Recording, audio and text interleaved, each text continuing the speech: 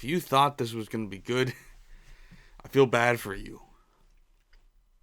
But why? Why did you think it would be good?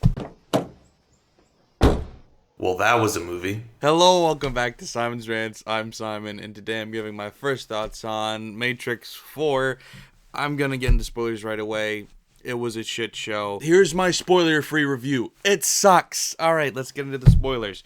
So, if you know anything about The Matrix, you know that Matrix 3 ended with Neo and Trinity both dying. So if you saw the trailer, you go, why are they here? So, the short answer, which they take about an hour to explain, is that the bad guys, Neil Patrick Harris, brought them back because he thought, hey, they were cool.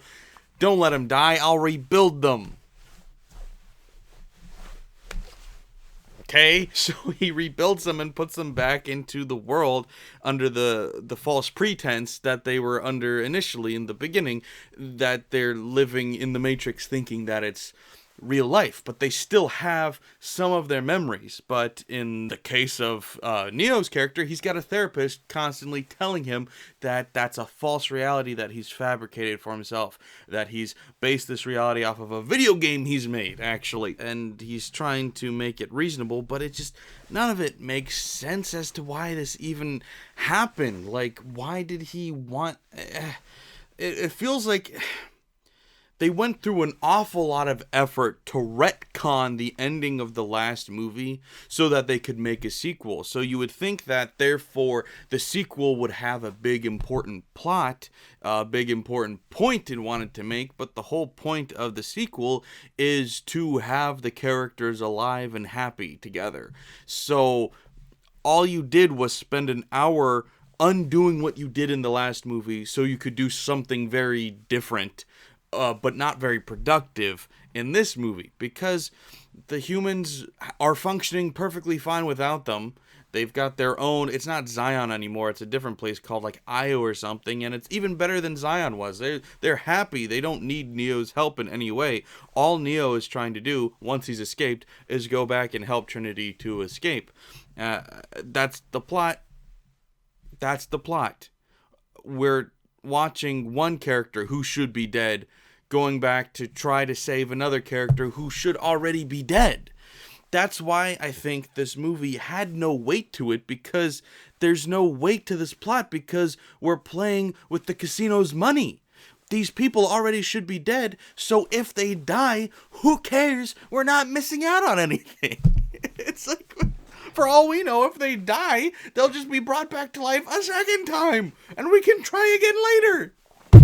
Who cares? Yeah, I guess I should back up to talk a little bit about the other Matrix movies. So the first Matrix, of course, it's a phenomenon. And it was hugely popular when it came out because it had these huge, over-the-top, exciting action moments that were grotesquely dramatic and over-the-top and all of that. And it worked for the time it was in, for the era it was in. These effects were groundbreaking, and it was awe-inspiring what they were able to do with it. It wasn't a particularly great movie, but it worked for the era that it was in. It's a product of the time. The second one is okay. It's not very good. It's just more special effects that aren't quite as good as the first one because they tried to rush it a little bit and tried to do too much, and the story kind of lose a little bit of interest. And then the third one is even worse. They rushed it even more. The plot is awful, and it's just, who cares about the special effects anymore? Also, I should throw in that the writing, just the dialogue is terrible. The acting has always been terrible. Keanu Reeves can't act to save his life. Carrie-Anne Moss isn't a great actress either. There's just no reason really to watch any of the sequels. And so then we've got this 20 years later, doing the same shtick, sort of. I'll get into the rest of it, but as far as like the special effects and stuff, it's like we're doing the same effects. Yeah, we're doing them in higher tech animation techniques and all of that, but we're achieving the same thing. So it's not exciting. It's kind of like watching the second Tron movie, whatever that was called, where it's like the first Tron came out in the 80s or 70s, whenever that was, and so the effects were like really out of this world. They were crazy. And then you come back in the 2000s and do the same thing, and it's like, it looks like shit. I know you redid it, you made it look modern, you made it look better, but you were still staying faithful to the original style and look of the original, so you couldn't make it look good. And that's the same thing in The Matrix. It's like you didn't do anything new or special. It all looks the same. You still got the ripple effects on the bullets, and the punching is still in the slow motion and stuff, and it all looks the same. And maybe that's why the action in this movie was extremely boring. Or it also could have been that the action seemed like an afterthought, because the action, unlike in the other movies, wasn't really the focal point of this movie. So maybe that's why the action was boring. Or it could be both. I think it was both, probably. Why I say that the action was an afterthought, it wasn't the point of the movie, is the movie seems to be doing a lot of psychoanalysis of the characters, but really, honestly, more or less the actual writer and director, Lana Wachowski. Because, so the world that's been created for Neo he is a video game developer who made a trilogy of video games called The Matrix, and now is being forced against his will by Warner Brothers to make a sequel to that trilogy that he doesn't want to do. And he has to listen to a bunch of different people all telling him what The Matrix really means to them and what The Matrix should be moving forward in the sequel and what a reboot. Like, okay, did you make this as a therapy session? Or is this supposed to be a movie? Like, I get it. That could be an interesting concept. Taking the idea of having this one thing that made you famous, because let's be honest, the Wachowskis haven't made anything good other than the first Matrix. So they had one shot, one claim to fame. That's defined their careers. So taking that and turning that into a movie, taking that concept of that emotional struggle, the psychological struggle of that, and turning that into a drama could be really good.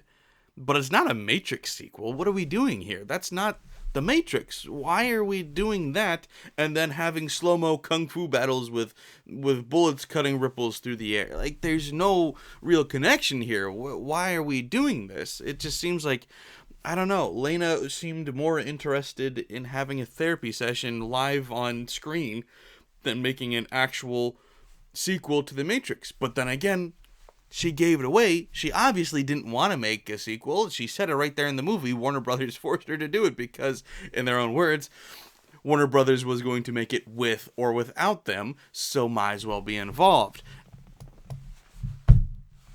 When that line is in your movie, it's not gonna be good. It's not gonna be a good movie. I don't know if it's the worst Matrix, but it might be. It was really bad. It was laughably bad. It felt more like an SNL skit parody of The Matrix than an actual Matrix movie for the first 40 or so minutes. It started to, gain a little traction, gain a little speed, and it was able to climb up the hill of mediocrity. It ended up being pretty mediocre by the end, I thought. That's not good. It's just, by the end, it was so much better than it started that you're like, hey, we got somewhere. But then you realize that that wasn't really a good destination. Certainly not something worthy of coming back to this long-forgotten franchise that's been, sitting on the shelf for 20 years. Especially when it takes so much retconning. Like, you had to undo so much of the last story in order to make this story happen. Like, you spent the first hour and a half of a 2.5-hour slogfest just trying to gain traction and say, hold on, where are we, what's going on, how does this make sense, and then go, okay, all right, well, I guess we're gonna do this. And yeah, there was one or two cool moments in there. I thought that some of the slow-mo effects were still interesting. There's this one scene with a mirror where they're reaching through and talking to each other, and I thought that was fun.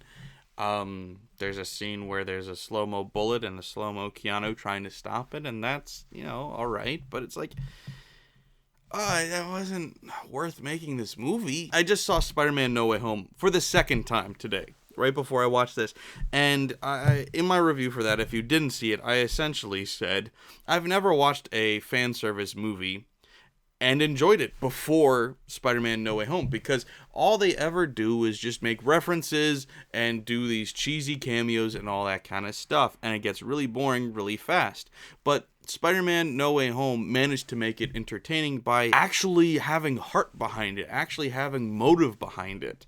This It didn't. So you spend a good 10% of the movie using flashbacks from like the first Matrix movie, where every time something happens, it's like, oh, remember when it happened before? And they'll cut to it. And you're like, yes, I remember. Yes, I remember the actual good movie in this, not trilogy anymore. It's not even that good of a movie, guys. It's a lot like Avatar, the Blue People one, James Cameron's Avatar, where it's like, yeah, it was a success because it's a product of its time. It's not like that great of a movie. At least the plot was more original than Avatar was, but it wasn't that fantastic of a movie. So it's like, did we really expect 20 years later to come back to a movie that was only good because of the era it came out in and go, yeah, that was good? It's like, if you go back and rewatch The Matrix, you probably won't even like that one, let alone a new one. Come on, guys. Oh, and I guess I should say, so at the end of the movie, like I said, we've spent this whole movie, Neo trying to, the hero, the Superman, the Jesus Christ of the original trilogy. We end the movie with him trying to save her, Trinity, and Trinity saving him because, he can fly and all that. He doesn't remember how to fly, though. But you've got the moment where he's going to remember how to fly, but oh, plot twist, she's the one that remembers how to fly and she saves him, and it's like, so that's why we did this? Oh, I just wish Lena Wachowski had gone to therapy instead of making this movie. Probably would have been a lot cheaper. Oh, that's another funny thing about this movie, is that the bad guy in this movie has a little rant where he's ranting about how, like, feelings outweigh facts and all that. The bad guy says that. And I'm not going to get myself in trouble here, but I'm just going to say, Lena Wachowski made this movie. And that's the bad guy? The bad guy said that.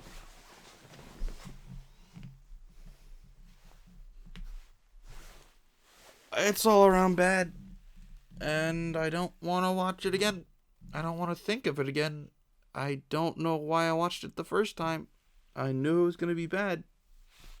Name one good sequel that's come out 20 years after the first one.